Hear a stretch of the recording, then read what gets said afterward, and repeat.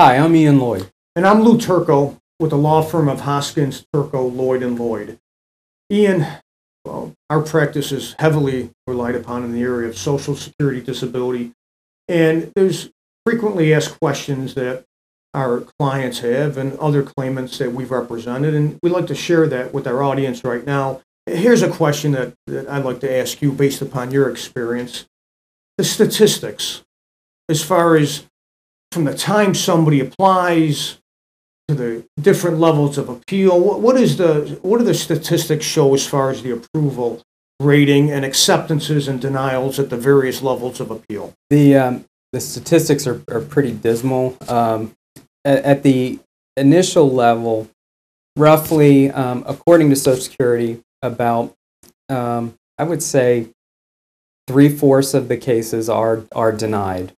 So you're looking at roughly 25% or less getting approved. And that's at the initial level, right? Right. Now, give or take, it may be a little bit better, maybe a little bit worse, but, basically the odds are against you getting approved at the initial level.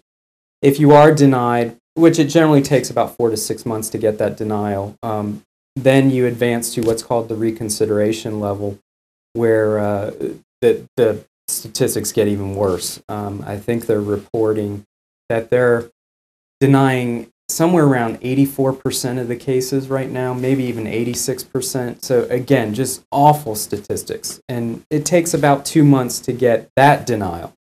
If you do get denied, then you're advancing to the hearing level, which has good and bad news. The good news is that the odds increase as far as getting approved.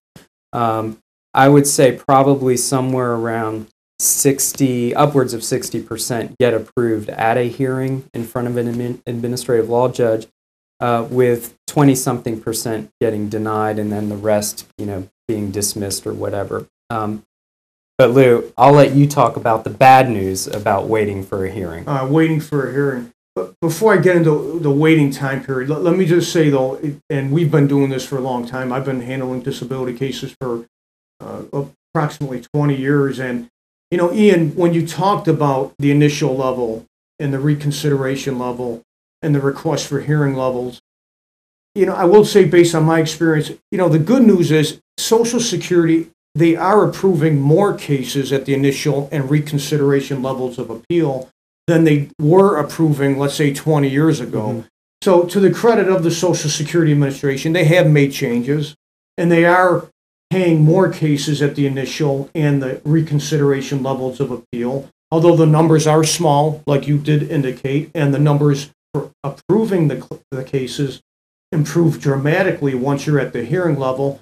Social Security has improved the acceptance rates for people who file at the initial and reconsideration levels of appeal. But it's very important, Ian, that's why attorney representation is needed at the initial and reconsideration levels of appeal, because as attorneys, we gather all the medical evidence for you, including statements of disability from your doctors that we submit on your behalf to the Social Security Administration, and that could increase your chances of being approved at the initial or reconsideration levels of appeal. So you may not have to wait to go before an administrative law judge for a hearing. But let's say I do have to go in front of a judge. I got my 2 denials. The house is about to go into foreclosure. I've got, 4 mouths to feed at home. How long am I going to have to wait to get in front of a judge? Well, in as much as I love to tell you it's going to be only 30 days, that's not the case. The hearing time frames vary from state to state. I can't comment on other states. What I can say is the state of Florida, generally in the various hearing offices throughout the state of Florida, you're looking at anywhere from 8 months to 14 months before you have a hearing date. Now, there are situations where you can have your hearing date expedited under 2 situations.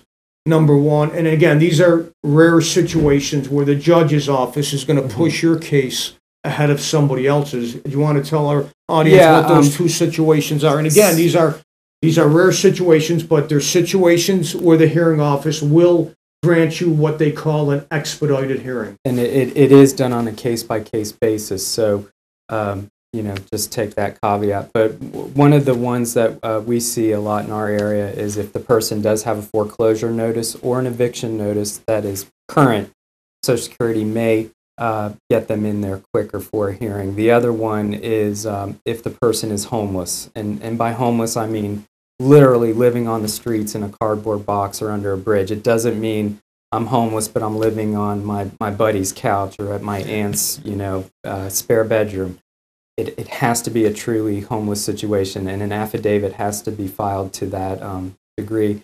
The third one we'll see is if the person's health condition has just deteriorated to the point where a medical expert or doctor or whomever basically makes a statement that this is an individual who, if he or she does not get the proper health care in a quick matter of time, there's the threat of death or imminent health risk or deterioration. So generally, those are the three scenarios where they will expedite a claim.